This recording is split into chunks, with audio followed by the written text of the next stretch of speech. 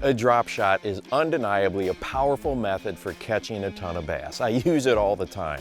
But there are some key things to know about the rigging of the lure to the hook and how it affects the action of the lure. Now, the first method I'm going to show you is one I never use. You see it out there a decent amount, but it isn't doing what we often think, and that is where it is nose hooked with the hook all the way up and through the lure. This is a mosquito hook, just so you know the size. Well, it looks fine here out of the water, but when we dive under the water, it just swivels around all over the place. I just don't have the confidence in this way of rigging, but I know that some anglers do. Now, the second one you see all the time is the nose hook that keeps the hook point embedded and in the body of the lure, like this.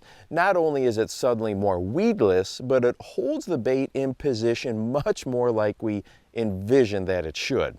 Anglers that really love this rigging style also talk about the lure having a little better action or movement because the majority of the body of the plastic is not stiffened by a hook running through it. I do use this method quite a bit, but the only downside is you can go through a decent number of plastics. Now, my favorite way of rigging a drop shot is literally Texas rigging the lure and sitting the hook on the back of it or Tex posing it. This comes through grass and cover very well, and in my opinion, it holds that lure exactly the way I want it most of the time. This is a number 2 light wire wide gap hook. Does it keep the lure from being as flexible? Well, a little bit, yes, but my confidence is so high with this rigging style.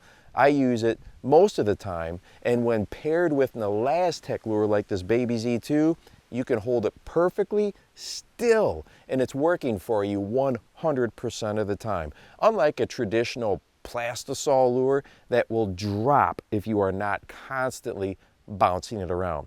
So often what we think is happening is very different than what is really happening with our lures, and that is why I wanted to show you this footage, just so you can have a better idea of what may be going on down there. And hey, if you want to watch a video that talks about using a giant-sized, oversized weight on your traditional finesse TRDs and what it does and how it looks, go ahead and check this one out right here, and make sure that you go out and encourage someone today.